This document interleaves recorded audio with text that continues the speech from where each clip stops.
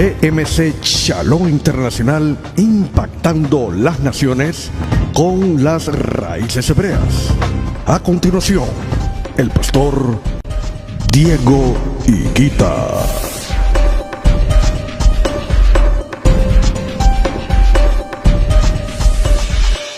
Desde la cultura, y tenemos que interactuar con la historia, con la arqueología, con la lengua original de la Biblia, el hebreo, y se van a dar cuenta de muchas cosas maravillosas. Entonces, yo simplemente vengo como un facilitador de una información que hace 6 años cambió mi ministerio, cambió mi vida, cambió mi familia. ¿Por qué? Porque recibí una esencia de conocimiento que nunca antes, en 14 años de cristianismo había recibido. Y eso me llenó la vida de muchos que estaban alrededor mío. Y entendí muchas cosas que solamente quiero compartir. Ahora, no lo que yo vaya a decir en este lugar, necesariamente tiene que usted que estar de acuerdo con ello. Pero esa es la oportunidad de investigar. Esa es la oportunidad de conocer, de indagar si de pronto hay alguna condición de veracidad. No se cierre, simplemente escuche. Una de las cosas que más me agrada cuando hago esta reunión, y lo digo con todo respeto, es tener muchachos jóvenes. Porque a ellos ya no se les puede meter el dedo en la boca con cualquier bobada. Ellos se van para la internet y vamos a ver si lo que dijo este tipo es verdad. Pero a nosotros los adultos sí nos metieron mucho el dedo a la boca. Y nosotros dijimos, amén, aleluya. Y como no había internet, en primera instancia como católicos nos decían que no leyéramos la Biblia, que nos volvíamos locos. Llegamos al cristianismo y nos dijeron que no leyéramos los libros aparte de la Biblia porque eran apócrifos. Entonces todo el mundo, en toda parte nos decían que es en brutos. De una forma u otra, pero no estudie, no lea para que podamos mantenernos tranquilos. No. El conocimiento es básico para nosotros al menos saber que estamos parados en el lugar correcto. El que quiera hacer con la verdad lo uno o lo otro es decisión personal.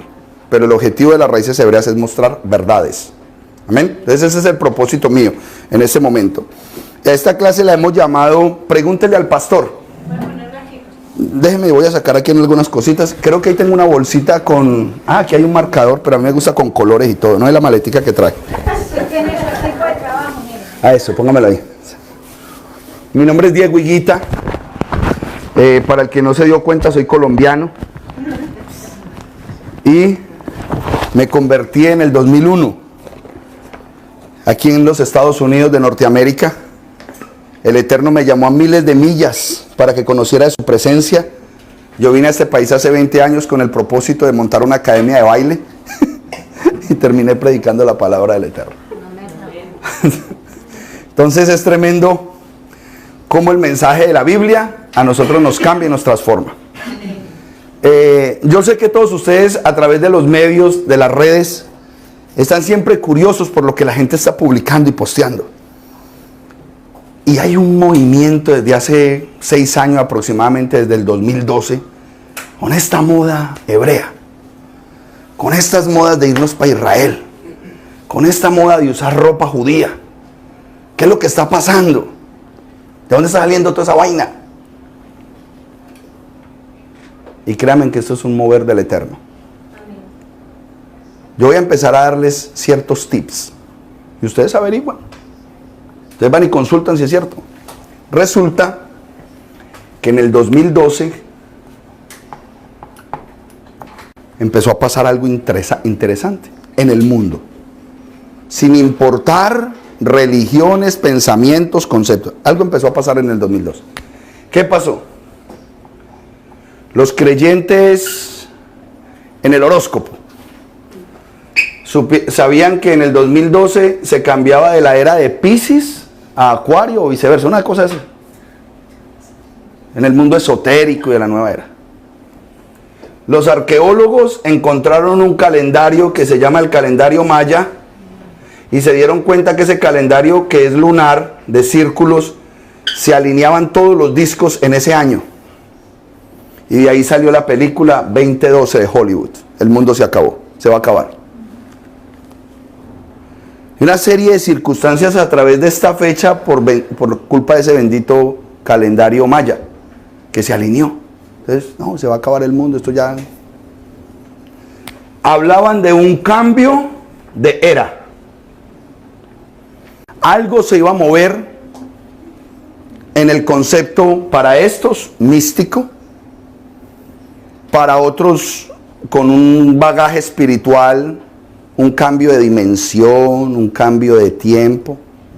Pero resulta que hay un pueblo que ha estudiado a Dios desde hace 4000 años. Y se llaman los judíos o los hebreos. Esta palabra hebreo de pronto no es muy familiar con nosotros, a no ser de la carta a los hebreos. Pero esta sí es muy famosa. Los que vivimos aquí en los Estados Unidos y especialmente en Miami, vemos judíos por todo lado. Entonces el judío ya es alguien más familiar para nosotros. Resulta que ellos desde hace 3600 años, junto con 11 tribus más, que son las tribus hebreas, las 12 tribus de Israel, recibieron un documento, un rollo, en un monte. Monte Sinaí, en otras partes dice el monte Horeb. Ellos dicen, los judíos, usted les pregunta, usted puede ir para Miami Beach, ¿en qué era estamos? Y le van a decir, entramos a la era mesiánica. Y usted le pregunta, ¿y desde cuándo? Desde el 2012 entramos en la era mesiánica. Es decir, todas las culturas del mundo coincidían en algo. Hubo un corte en el 2012. Desde esa época empezó a gestarse un mover a la información hebrea, a este conocimiento impresionante. Y eso es lo que ustedes ven ahora atiborrando las redes sociales. Un despertar y un surgir de la cultura que hoy nosotros decimos, eso es judío. Pero detrás de ser judío es hebreo. Levanten la mano los colombianos. Ok. ¿Todos los paisas son colombianos? Sí. No. Todos los paisas.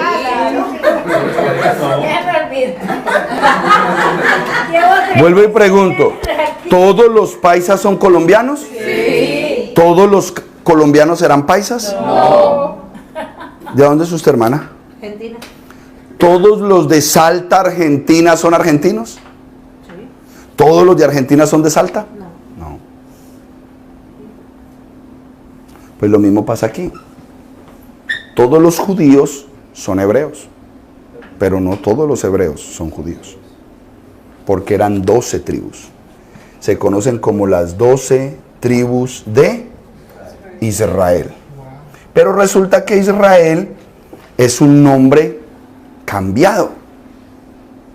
Como se lo cambiaron a Abraham, como se lo cambiaron a Pedro, a él se lo cambiaron. Él era Jacob.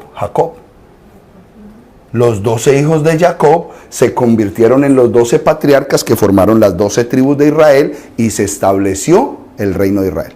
Ahí es donde yo me quiero centrar en la historia. ¿Ok? Pero los quiero llevar históricamente a una actualidad. Es una realidad que pasó en el 2012. Y usted puede empezar a investigar. Todos los fenómenos que se suscitaron de pensamiento ideológico, filosófico, religioso, místico, a partir del 2012, gracias al calendario maya.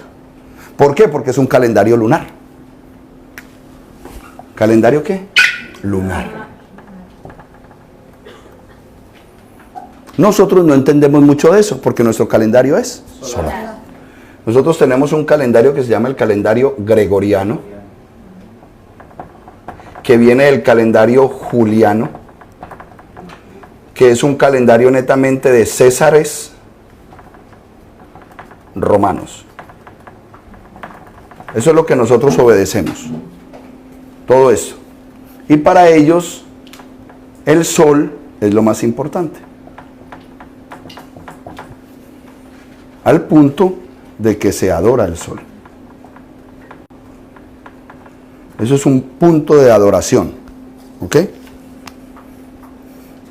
En el concepto hebreo, por decirlo así, no se conoce un proceso de adoración a los astros. Simplemente los astros fueron creados en el cuarto día y es el reloj de Dios, la forma de medir el tiempo que Dios diseñó. Eso lo vamos a aprender más adelante, ¿ok?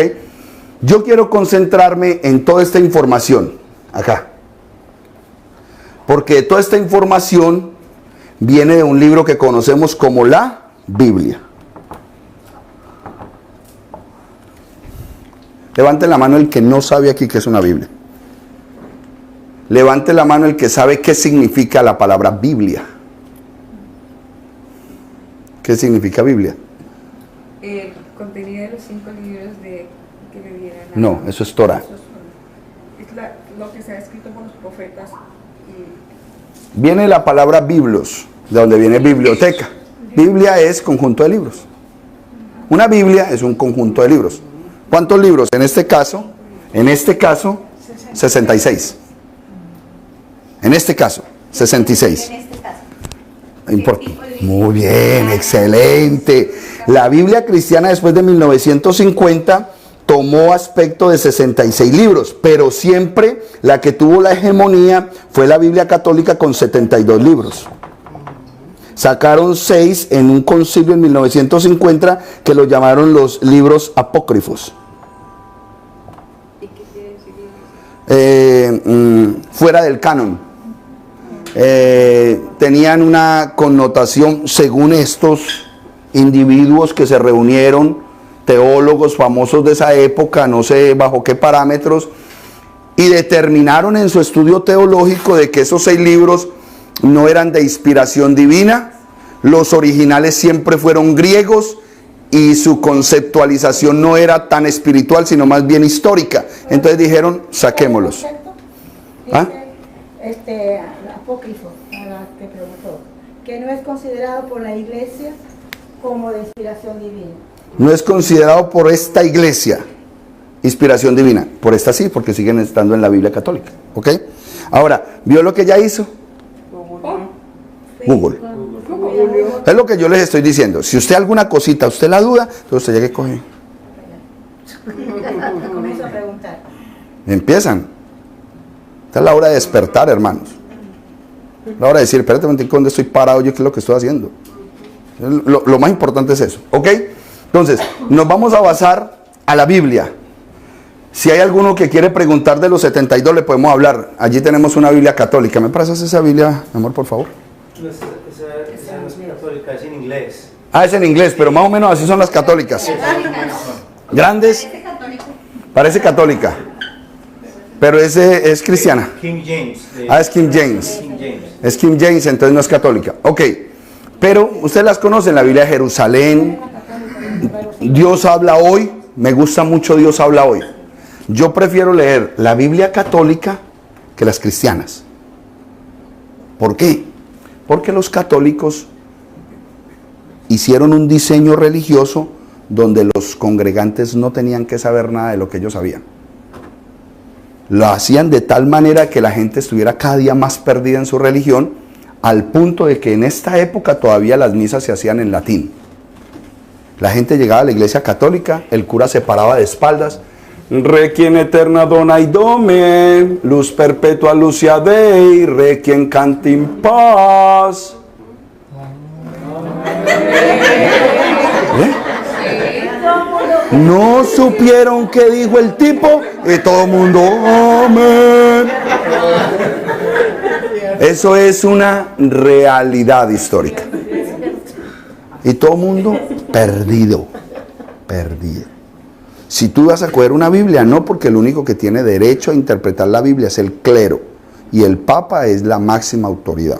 Todas esas cosas son historias, están escritas en todo lugar. O sea, aquí no es nada raro, todo lo puede investigar usted, ¿ok? ¿Por qué me gusta leer en la Biblia católica? Porque como nunca se percataron de que sus feligreses fueran a leer algún día la Biblia, no les dio por cambiarla. Entonces hay versículos muy sustanciosos, no la adulteraron mucho, porque hay unas cosas. Entonces, ellos no la leen, ¿para qué la vamos a cambiar? Pero los cristianos sí. No, que hay que leer la Biblia, que hay que leer la Biblia, que hay que leer la Biblia. Entonces el líder de la organización, de la denominación, Si de pronto no coincidía un versículo con lo que él quería enseñar, mandaba y publicaba su propia Biblia con el versículo como se le acomodaba a él. ¿En dónde hacen eso? ¿Cristianos? Sí. Recuerden una cosa importante. En el año 1400 hubo otro despertar. Pero vamos a mirar históricamente ese despertar. Históricamente. Resulta que dentro de esta cúpula católica era la que tenía como la FPL aquí, monopolio. El monopolio religioso era la católica, Roma, ¿cierto? Entonces, dentro del clero romano surge Lutero, Calvino, y hay otro. ¿Ah? No, Constantino fue el que fundó en el 325. Hay otro, bueno, pero con estos dos tengo. ¿Quiénes eran? Eran curas. Fueron formados ahí adentro en la institución, y dentro de la institución, no sé cómo les llegó una Biblia a las manos y empezaron a leerla. Especialmente las 95 tesis de Lutero, es famoso. Usted va a encontrar, busque en cualquier parte de 95 tesis de Lutero y él le va a decir, ¿qué hace Lutero? Lutero dice, pero ¿por qué si nosotros nos guiamos por este libro, somos la Iglesia Católica, por qué no hacemos estas 95 cosas? Entonces, al él hacer eso y sacar la lista de las cosas que no se estaban haciendo, se convirtió en un reformista.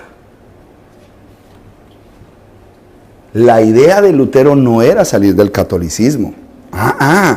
Y eso se le ha olvidado a la gente. Él no quería salir del catolicismo, él quería seguir siendo católico y un cura, pero lo único que quería era reformar la Iglesia Católica y que se empezaran a hacer esas 95 cosas que no se estaban haciendo. Punto. Busque las 90 y se las estudie y viene y nos cuentan una clase. 95 tesis de Lutero. Las estudia, las busque. Un día esto le damos la oportunidad que nos las cuente, porque yo no he estudiado todo eso porque yo me concentro en lo que realmente tiene valor. Eso es... Trata sobre la venta de indulgencias. Venta de indulgencias, los conceptos de salvación en el Mesías Jesucristo, el que los curas se podían casar, o sea que era normal que un hombre tuviera familia, todas esas cosas. Bueno, entonces él que fue un reformista, pero hoy lo conocemos como un protestante. No, él no fue protestante. Es que esa reforma se llama Perdón. Eso, de aquí surgió todo lo que llaman hoy protestante, reformista. A ver, yo le hago una pregunta. Si yo siembro una semillita de tomate, ¿qué me va a dar? Tomates. Si yo siembro una semillita de limones, ¿qué me va a dar? Limones. Si esta semillita es reformista, lo que salga de ahí para abajo, ¿qué es? No es protestante, mijo. Nos la metieron en la historia. Nos dijeron, no, él protestó. No, él quiso reformar. Entonces son modalidades de pensamiento que debemos tener claras. ¿Por qué? Porque ustedes van a entender palabras muy delicadas que yo les voy a decir y algunas personas se pueden llegar a sentir ofendidas. Pero usted tiene que tener la madurez de decir, espérate un momentico que yo voy a investigar la situación. Entonces, toda esta gente que hizo, en vista de que no fueron escuchados por el Papa ni por los líderes, los excomulgan. La excomunión. Para afuera. Entonces ellos empiezan a hacer su propia idea de iglesia. Y ahí toman el nombre de protestantes, pero toman un nombre sobre una realidad. Y la realidad era que eran reformistas, no eran protestantes. Por lo tanto, lo que les estoy diciendo es que todas las iglesias que se derivaron de los movimientos de acá, que hoy conocemos como iglesias protestantes, realmente son iglesias reformadas de la católica. O sea que su esencia es católica. Y ahorita yo les voy a demostrar por qué es católica. Hay muchas cosas que nos vamos a entender y decir, sí tiene sentido. Yo no lo había visto así. Porque cuando viene la historia a nuestra mente, entonces nosotros podemos ajustar. Claro. Ahora entiendo. Y ese es el propósito de esto. Entonces, basado en estos principios y entendimiento histórico, siempre voy a utilizar en estas clases que vamos a dar un criterio. Siempre nos vamos a mover en criterios, pero nos vamos a mover en criterios que de pensamiento catedrático. Esto no va a ser una reunión espiritual. Ay, hermana, aleluya, aleluya. No, no, no. Venimos a estudiar el documento como se estudia cualquier libro. Sin sentimentalismos. Ay, es que yo soy. Ay, es que yo quiero tanto a mi pastorcito. No, no. Esta clase no es para eso. Esta clase es para que busquemos la verdad del libro. ¿Quién lo escribió? ¿Cuándo? ¿Por qué? ¿Qué se estaba generando en el tiempo?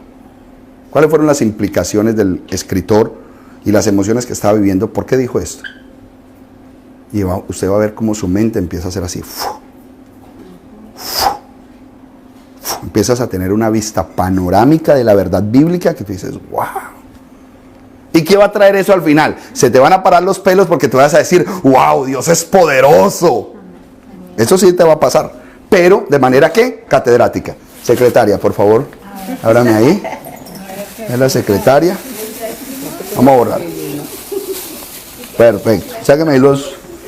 Ok, ya entendimos lo del 2012. ¿Qué color fue? ¿Qué color? Azulito. Me gusta el azul. Empecemos con el azulito. Entonces, cuando estudiamos la Biblia tenemos que tener en cuenta el panorama histórico. Panorama histórico. Panorama lingüístico. Un panorama cultural. Panorama arqueológico. Y del cultural aparece algo importante que se llama el modismo. ¿Qué es el modismo? La forma de hablar. ¿Para dónde va Vicente? Un modismo. Un modismo. ¿Para dónde va Vicente? Dime esa primera frase en inglés, duro. Dígale usted a un gringo eso y no le va a contestar lo que están. ¿Por qué? Porque ese modismo es colombiano o más bien latino. ¿Para dónde va Vicente? ¿Para dónde va la gente? Eso. Entonces, ¿qué es lo que pasa? La Biblia fue escrita con muchos modismos que se conocen como hebraísmos. Hebraísmos. Que cuando usted quiere presentar un hebraísmo de esos, con un plano histórico que usted jamás pensó que existía, con una lengua que usted jamás conoció, culturalmente ajeno a lo que ellos vivían, y va a querer usted interpretar o traducir una cosa de esas. Se pierde la esencia. No sabe a lo correcto. No sabe. Eso pasa como cuando uno quiere traducir una película en inglés a español nada más. El ejemplo con mis hijos. No la pongan en español. No, eso es un lío. ¿Quieres poner las letras? Porque Es más, si es de acción, sí te lo permiten poner en español. Pero si es de humor, no, se perdió la película porque es que el humor americano se escucha bien es en inglés. Excelente ejemplo. Pues esto tiene toda su riqueza, es en hebreo. Porque esto se escribió fue en hebreo. Muchos se harán la pregunta, bueno, ¿por qué si yo amo tanto a Dios y he sido fiel y he buscado y he querido, no ha llegado mi bendición? Porque no conoces la esencia. ¿De qué manera es? Todos los problemas que nosotros tenemos hoy religiosos y espirituales son problemas conceptuales. Es decir, fulanos le dicen a este concepto así, o lo dan a entender así.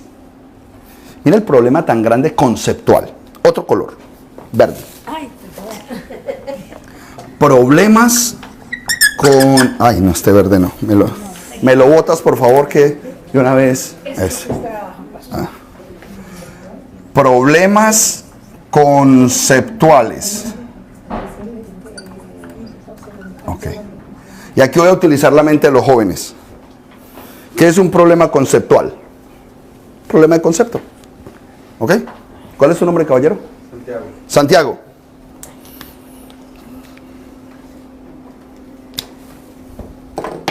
Quiero que me analices la palabra, tú solo, por favor, el resto se quedan callados. Septiembre.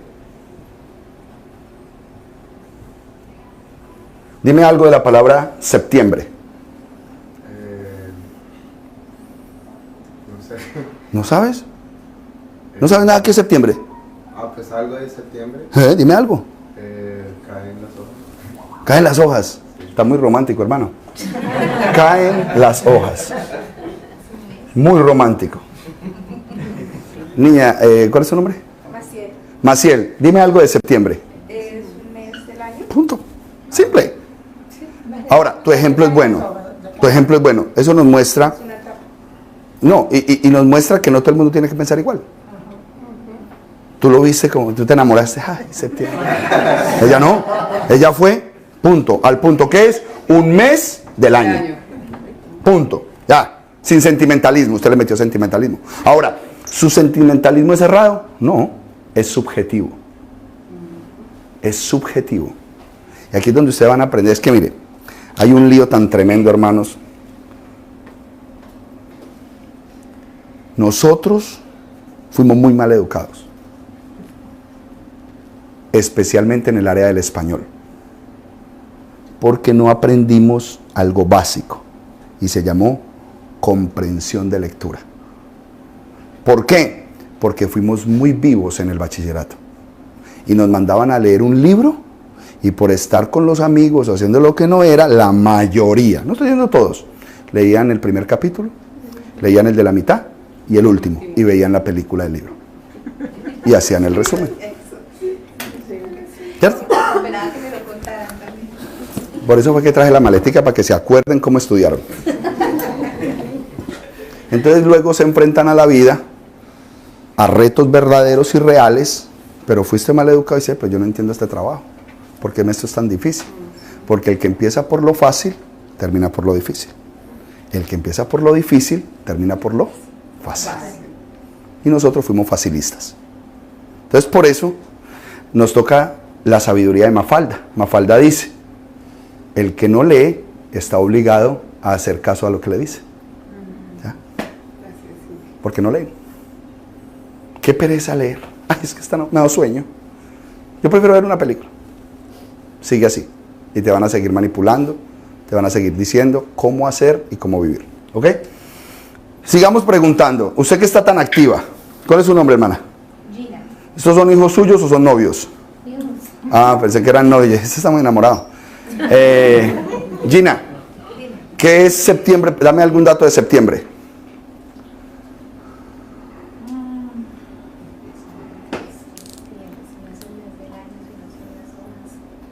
Es el número 09. ¿Cómo? Es representado como el número 09. El número 09. ¡Wow! Ese estuvo bueno. Es el mes que le dijeron el 9º mes del año. ¿Fuerte, sí o no? ¿Todos están de acuerdo que ese es el 9º mes del año? Ahí quería llegar yo. ¿Estamos de acuerdo, cierto que sí? 9º mes del año. Tremendo. ¿Estamos de acuerdo? ¿De acuerdo? Ok. ¿Cuál es la raíz de la palabra septiembre? Séptimo. Al mes séptimo le decimos 9º. Al octavo, que es octubre, le decimos 10. Al noviembre, que es 9º, le decimos 11. Y a diciembre, que es 10º, le decimos 12. 60 días de diferencia de la verdad a la mentira.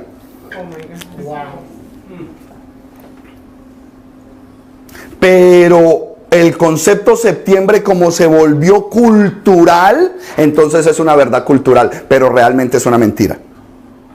Porque septiembre no es 9, es séptimo. ¿Has hecho un inventario cuántas palabras y conceptos tienes así en tu mente en el área espiritual que tú crees que es la verdad y estás 60 días de distancia de la verdad? ¿Y quieres que la bendición se dé? ¿Y quieres que la gloria de Dios se manifieste? Desfasados. Y nadie está poniendo en juego el amor que le tenemos a Dios, porque le amamos. Pero si le amamos en estos términos, Él va a decir, eso no, así no es. Así no es. Bueno, y porque unos meses son, o sea, tienen relación numeral y otros no. Eso. Segunda tarea. ¿Usted qué es lo que cuál es la primera tarea que dejamos? Que usted me va a investigar cuáles son las 95. Usted va a investigar eso. Punto. Empiece. Si yo no entiendo esto, ya tengo. Eso. Entonces cuando vamos a enero, nos damos cuenta que viene de un concepto de un Dios que si no estoy mal es Janes.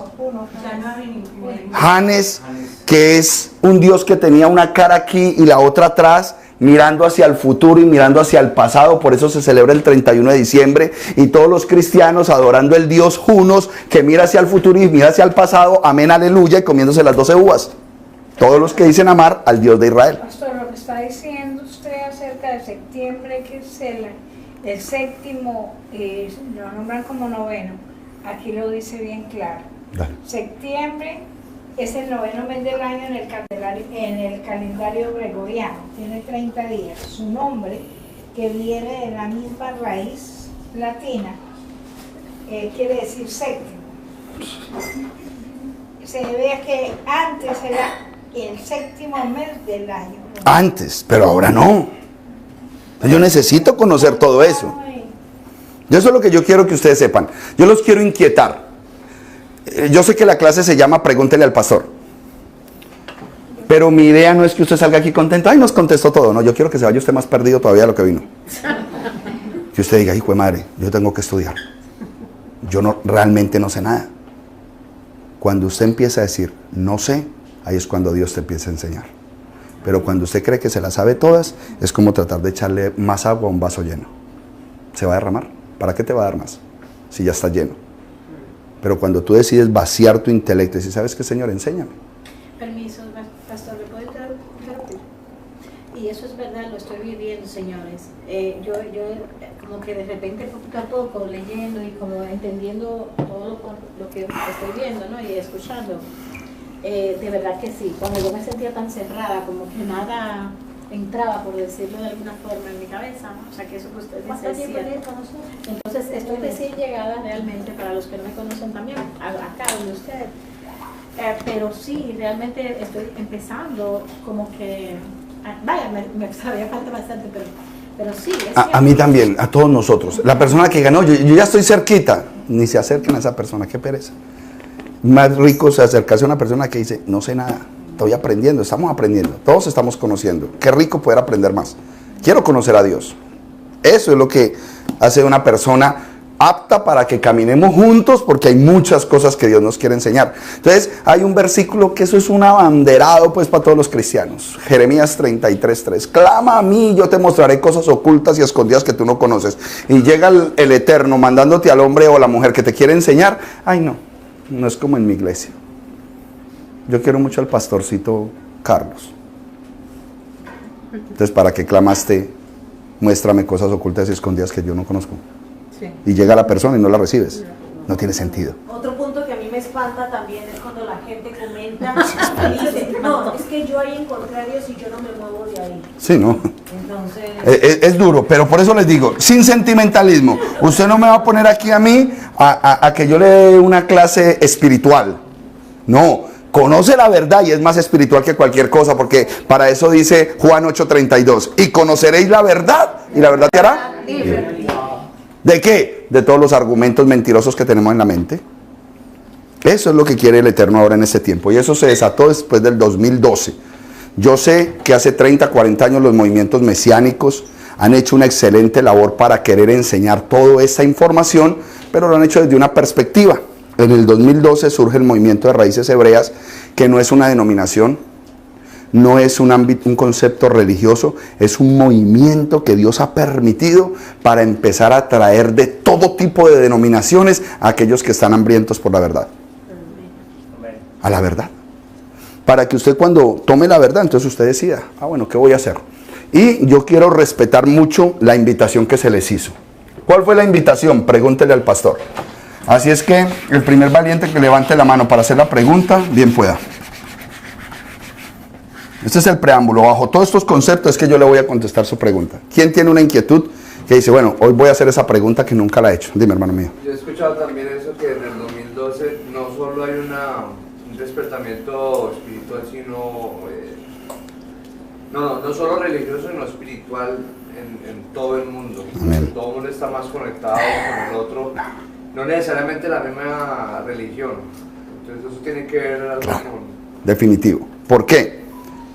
Porque la Escritura dice muy claro que en el cuarto día hizo las luminarias para Entonces tendríamos que conocer el primer capítulo de Génesis para entender todo lo que está pasando hoy.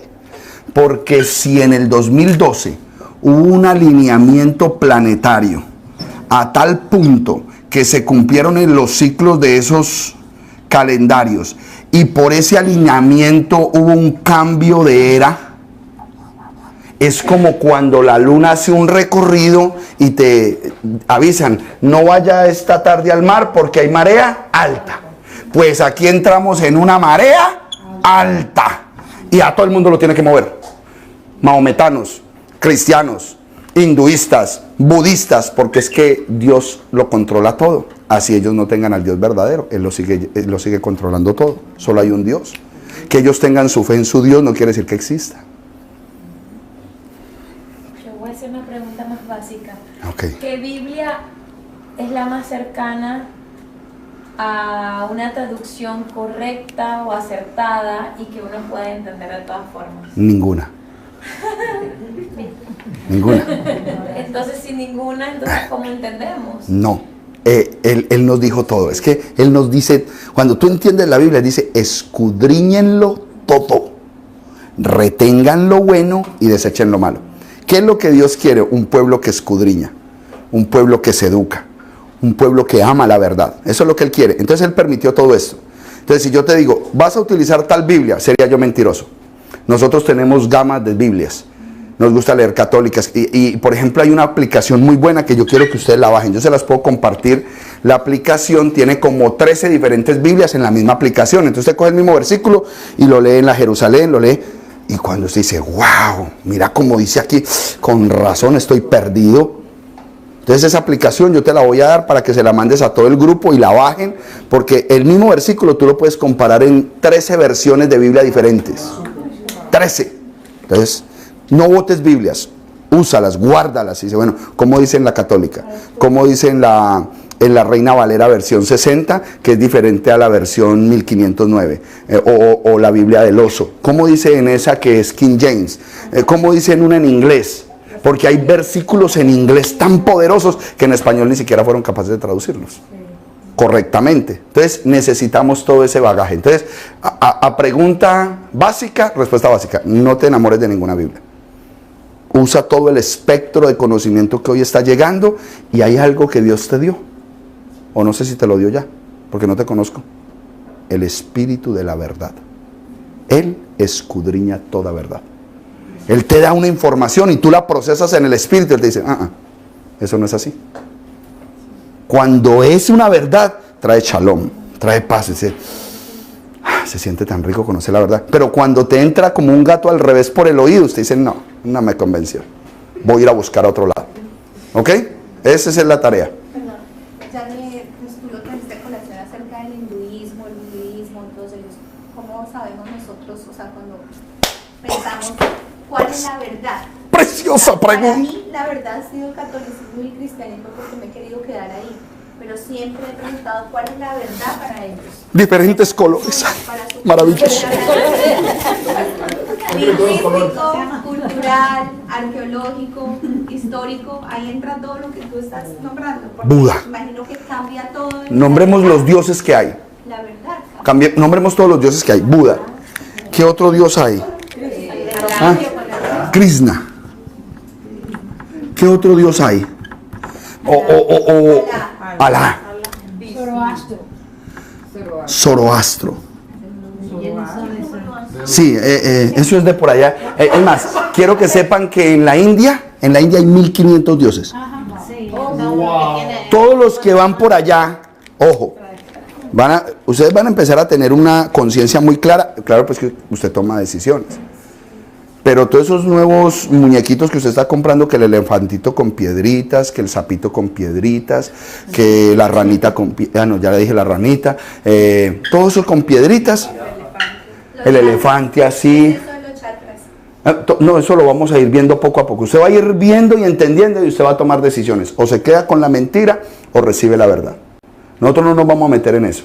Deuteronomio 30:19 dice, a los cielos y a la tierra pongo hoy por testigos delante de vosotros, que os he puesto la vida y la muerte, la bendición y la maldición. Escoge pues. Usted tiene que hacerle honor a lo que más precioso Dios nos dio. 30:19. Vayan anotando, muy bueno. Saque con qué anotar para que no vaya a decir que, a ver si sí fue verdad lo que este tipo dijo. Importante. El regalo más grande que el Eterno nos dio fue el libre albedrío. Usted no está aquí obligado. Usted toma una decisión de venir hoy. Si usted no quiere venir dentro de 8 días, es su libre albedrío. Dios no se va a meter en eso, porque Él se lo dio. Dios no se mete en ninguna de las decisiones, pero Él sí quiere, de una forma u otra, expresarte cuál es el mejor camino. Entonces, vamos a decidir. Yo solamente quiero que usted reciba verdades y que usted mismo diga, ok, lo voy a hacer así o no lo voy a hacer así. Entonces resulta que, por nombrar estos, vamos a nombrar al Dios que nosotros predicamos. Yod Hei Bahei. Lo voy a poner aquí. Yahweh, al que conocemos como Jehová. Ese es el tetragramatón. Lo que pasa es que en hebreo es Yod Hei Vav Hei. Ese es el nombre del Eterno original en el término hebreo. Yod Hei Bahei. Yahweh. Ese es el nombre de Dios. Que la etimología de las traducciones y el proceso terminó en Jehová, eso es otra cosa. Eso ya es, esto es como septiembre, por decirlo de alguna manera. Esto es como septiembre. Pero la realidad es esta. Y la mejor forma de traducir estas letras es esta. Y ahora, ¿por qué se traducen estas letras? Es por la sonancia. Yahweh. Yahweh. Esto suena, es para la fonética, no es porque realmente esas sean las letras originales son estas. Esta es la forma de yo pronunciar correctamente Yahweh. Otros le dicen simplemente, para no ponerle las vocales, Yod Hei Vav Hei. Yo soy el que soy. Yod Hei Vav Hei. Yo soy el que soy. Amén. Esa es la realidad. Ahora, ¿cómo nos vamos a ir nosotros quitando todos esos bagajes de pensamiento? Poco a poco uno va a ir entrando en la verdad. Eso es lo más hermoso que hay. ¿Ok? Entonces, ¿por qué pongo allá Hei Bahei ahí? Porque ese es el nombre que está por encima de todo nombre. Entonces ponerlo aquí lo ofendo. Ahora, esto lo que le voy a decir es lo más tremendo que yo pude haber aprendido. Todas estas religiones, todas, fueron diseñadas por ciertos hombres que en su anhelo de encontrar a Dios se metieron en sus pensamientos espirituales y encontraron las revelaciones de lo que ellos creyeron que era Dios y empezaron a enseñarlas y a plasmarlas en documentos. En cambio, este no lo hizo así. Este es el único Dios que se reveló a los hombres. Estos fueron hombres que se les reveló un Dios. Este fue el único Dios que se les reveló a un hombre, a un pueblo. La gran diferencia. Hombres que se les reveló un Dios. Hombres que se metieron en el y en medio del trance, en medio de que estaban en un ayuno, en una situación, tuvieron un percance espiritual, algo, y vieron una luz y sintieron unas voces y empezaron a escribir de toda esa experiencia. Pero resulta que a este no lo están buscando. Moisés, por hablar de Moisés, estaba pastoreando ovejas cuando una zarza se prendió. ¿Qué es eso? Sin él estar en ningún trance espiritual ni nada de eso. Todos estos eran meditadores, esos que se iban por allá para los montes, que querían estar solos, ¿no? Usted estaba pastoreando las ovejas del suegro, se le prende esa llama y allá llega y la llama le habla. Quita la sandalia de tu pie porque el lugar que pisas santo es. Con Abraham se le revela: yo soy el Dios de tus padres y sal de tu tierra y de tu parentela porque te mostraré una tierra grande y espaciosa que tú no conoces. Ninguno de estos dioses creados por la imaginación de estos hombres se reveló a ellos, sino que ellos se metieron y crearon ese Dios de acuerdo al pensamiento que fueron adoptando de. Ustedes pueden empezar a mirar los libros de ellos. Por ejemplo, lo que es el Corán, lo que es el libro rojo de la China. Todos esos libros tienen muchas de esas cosas. Todos tienen información. Usted puede hacer un comparativo lingüístico. Yo pensaba que Alá era el otro nombre que le daban a Dios, pero que era el mismo Dios. No, jamás. No, No, persona. no, jamás. El profeta Mahoma era cura. O sea que de una forma u otra, de esa Biblia también viene el Islam. Sí, ¿cuál es? Porque ellos creen en el padre, ¿qué? En su padre Abraham. ¿Y de dónde viene Abraham? De aquí. Aquí empezó esto, en el año 570 después del Mesías. El curita empezó a moverse con la información que tenía de la Torá, porque en el Corán hay mucha Torá. Es más, el Corán habla de Jesús. El Corán habla de Jesús. Utilizó Biblia y utilizó las 1001 noches. Un libro famosísimo. Y combinó las dos cosas. Por eso dice que el que muere como mártir, lo esperan 70 vírgenes por allá. Porque combinó la Torá con las 1001 noches. ¿Quién? ¿Alá? No, Mahoma. Mahoma fue el que creó esta religión y creó a este Dios. Mahoma. Año 570 después del Mesías. ¿Ese es Mohammed? ¿Sí es Mohammed? Mohammed, Mahoma. Lo que pasa es que en la pronunciación, si te lo dices en español o en inglés, cambia, pero es el mismo, Mahoma, Mohammed. O sea, Mahoma inventó, escribió toda esa religión. El Corán Alá, le llamó Alá a Dios. al Dios que él pensó que había adquirido al revolver las dos documentaciones. Ahora, vuelvo a lo mismo. Si usted me pregunta a mí estas religiones, yo no sé mayor cosa. No me interesa. Me interesa es levantar este nombre y esta verdad.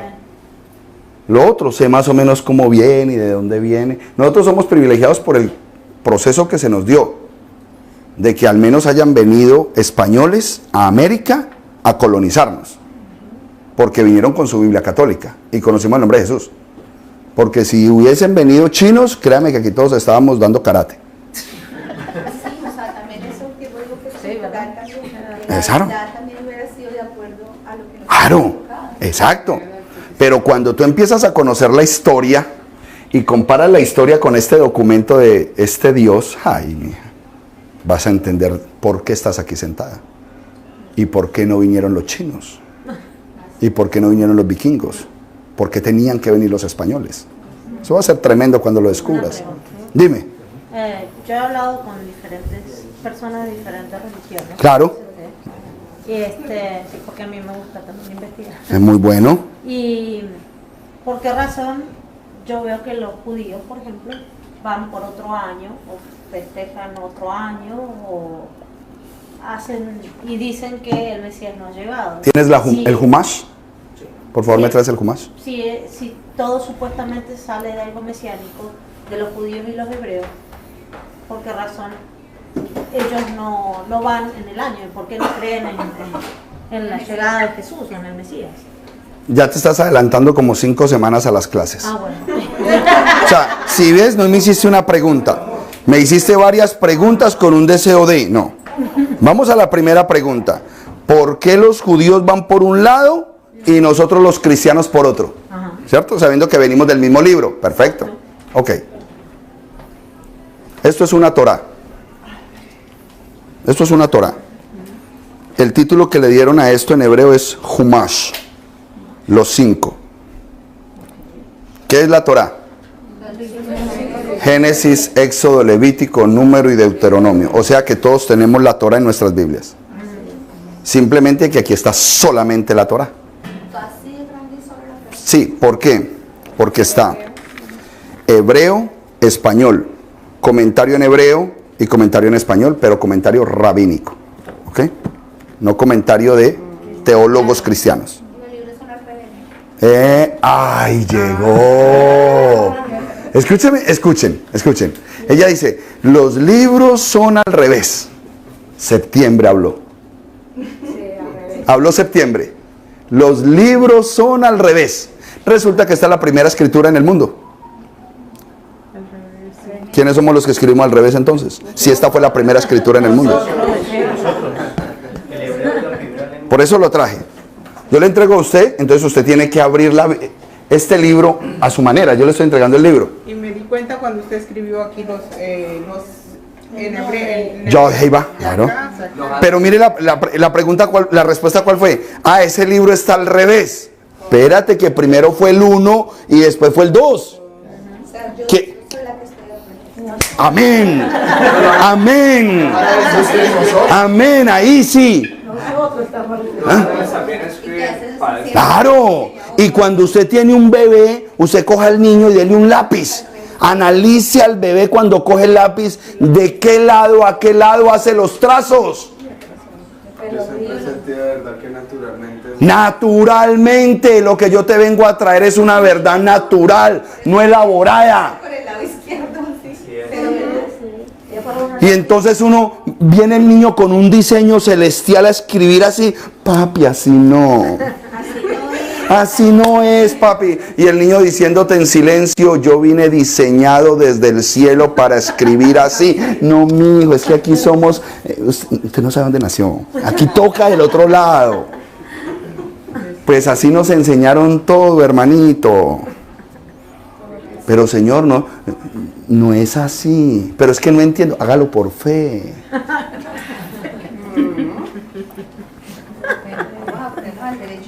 Eso.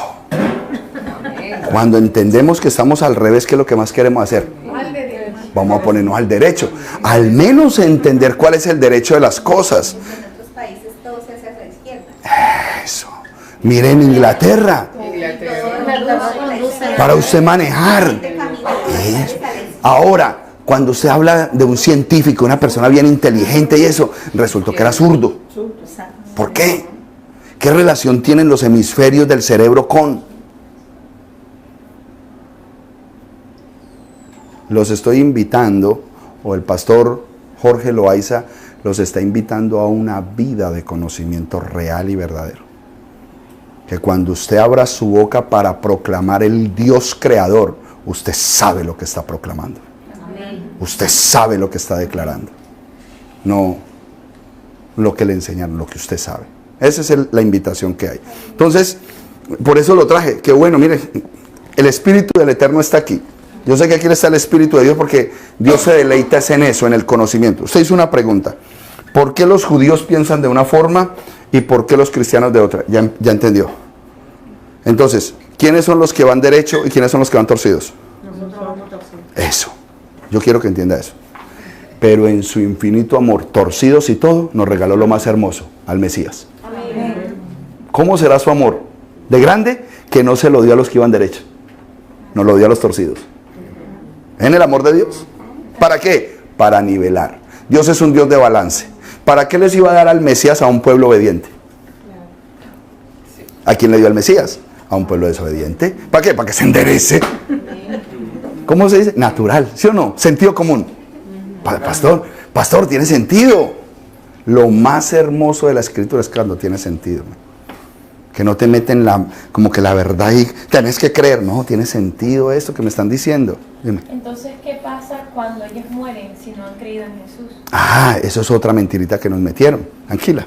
Se me está adelantando ya como 15 clases. Esa ya la...